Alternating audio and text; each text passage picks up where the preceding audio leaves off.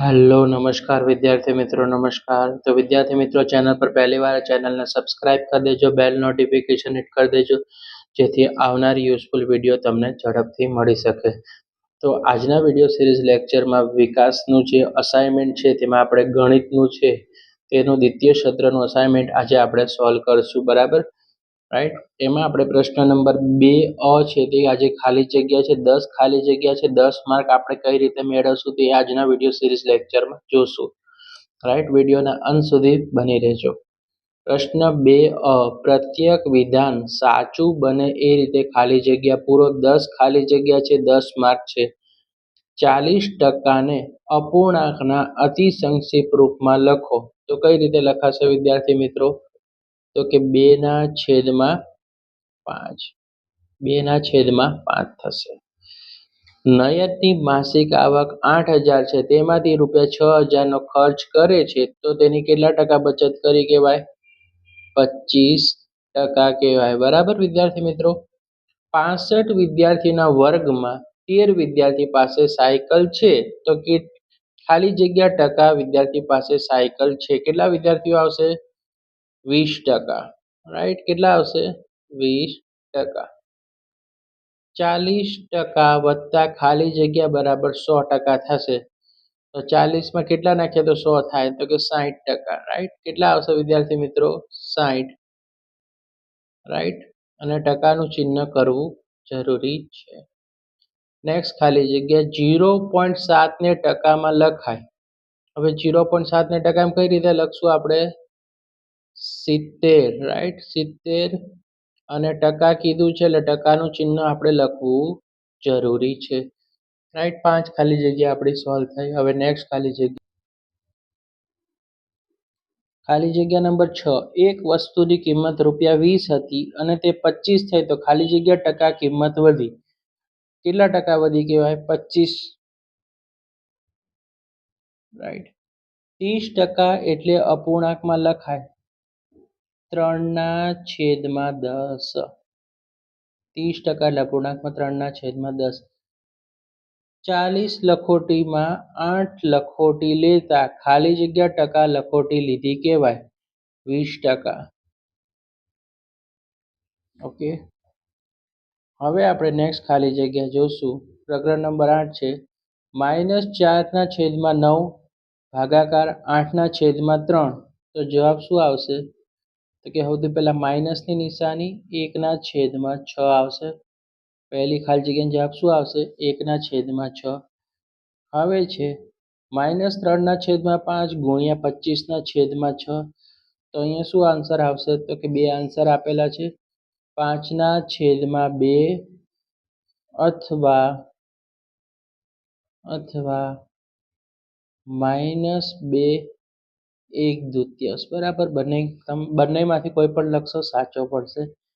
-7/5 અને -2/5 નો સરવાળો, તો કેટલા આન્સર મળશે? અહીંયા પણ બે આન્સર મળશે। કઈ રીતે? તો કે 7 ને 2 કેટલા થઈ જશે? -9 અને 9/5, અથવા આપણે લખવાનું તો કે 1 -1 અને 4/5। ઓકે, 5 એકા 5, 5 ને 4 9, -9/5, બંનેમાંથી એક લખો। 4/7 એટલે કે 4/7 અને 6/7 વચ્ચેની એક સમય સંખ્યા છે। 4 અને 6 વચ્ચે કઈ સમય સંખ્યા આવે ભાઈ? 5/7 આવે। 5/7 આવશે। 1/2 અને 1/5 ખાલી જગ્યા સમય સંખ્યા છે, કેવી છે? નાની છે કે મોટી? તો કે મોટી છે ભાઈ। રાઈટ વિદ્યાર્થી મિત્રો, મોટી લખશું આપણે।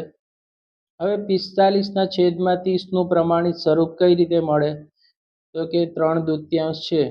રાઈટ, -3/2 છે, તો 15 તેરી 45 થઈ જાય અને 15 × 2 = 30 થઈ જાય, બરાબર? રાઈટ, 15 કેન્સલ કરી નાખો, આગળ અહીંયા માઇનસનું ચિહ્ન લગાડવાનું, કારણ કે 45 આપણે કેવા લાવ્યા છે? માઇનસ લાવ્યા છે। રાઈટ, 45 માઇનસમાં આપે છે 30। રાઈટ, આવી રીતે પણ તમે લખી શકો છો। પ્રશ્ન નંબર 7 કે 5/7 ને અંશ અને છેદમાં સામાન્ય અવયવ અહીંયા શું કીધું છે? 1 છે, તેથી તે સમય સંખ્યા છે. પ્રમાણિત સમય સંખ્યા છે.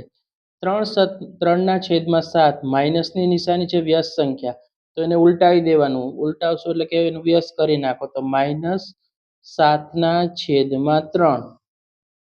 ઓકે.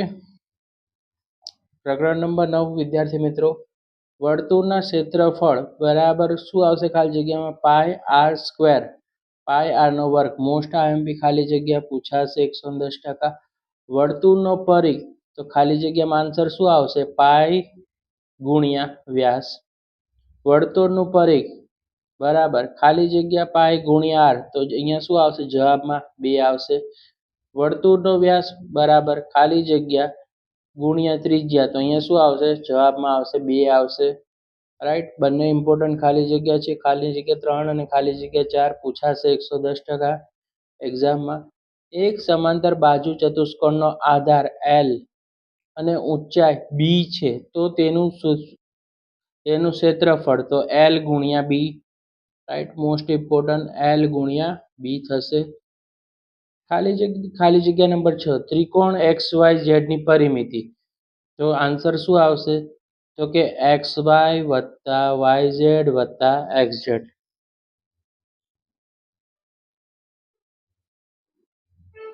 ખાલી જગ્યા નંબર 7, એક ત્રિકોણનો આધાર L અને ઊંચાઈ b છે, તો તેનું ક્ષેત્રફળ 1/2 ગુણ્યા LB, 1/2 ગુણ્યા LB એનું આવશે. ત્રિકોણનું ક્ષેત્રફળ બરાબર, તો કે આનો આન્સર શું આવશે? 1/2 ગુણ્યા પાયો ગુણ્યા પાયા પરની વેધ લંબાઈ. બરાબર. અહીંયા પણ લખેલું છે, અહીંયા 7માનું ને અહીંયા 8માનું. રાઈટ. જગ્યા નાની છે એટલે આપણે નીચે લખ્યું છે. હવે સમબાજુ ત્રિકોણની ખાલી જગ્યા સમમિતિની રેખા હોય, તો સમબાજુ ત્રિકોણની કેટલી સમમિતિની રેખા હોય? 3 હોય વિદ્યાર્થી મિત્રો. નિયમિત ષટકોણની સમમિતિ રેખા કેટલી હોય? 6. ષટકોણ એટલે 6 હોય. નિયમિત અષ્ટકોણની સમમિતિ રેખા કેટલી હોય વિદ્યાર્થી મિત્રો? 8 હશે. અંગ્રેજી મૂળાક્ષર Z ની પરભ્રમણીય સમમિતિનો ક્રમ કેટલો હોય? 2 હશે. રાઈટ. કેટલો હોય? 2 હશે.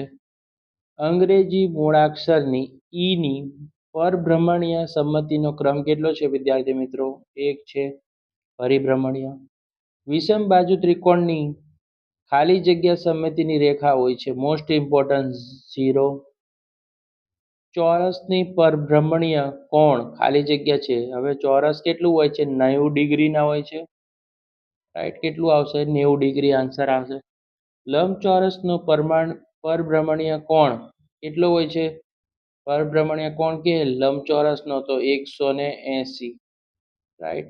હવે આમાં ખાસ કન્ફ્યુઝ ના થાય. ચોરસ કે તો 90 યાદ રાખવાનું અને લંબચોરસનું કેટલું આવશે? 180. બંને પૂછાશે. અહીંયા ઉપરથી સમબાજુ ત્રિકોણ પૂછાવાના ચાન્સ છે. અહીંયાથી નિયમિત પંચકોણ અને નિયમિત ષટકોણ. મોસ્ટ આઈએમપી આમાંથી આ ચેપ્ટરમાંથી આટલી ખાલી જગ્યા મોસ્ટ ઇમ્પોર્ટન્ટ છે. પ્રકરણ નંબર 13 વિદ્યાર્થી મિત્રો, 2 સેમી લંબાઈના 2 ઘન પાસે રાખતા લંબઘનની લંબાઈ કેટલી થાય? 2 સેમી હતું અને બીજા 2 ઘન એટલે ટોટલ કેટલા થઈ ગયા? 4 સેમી થઈ જશે. લંબઘનનો પડછાયો ખાલી જગ્યા હોય છે. લંબચોરસ.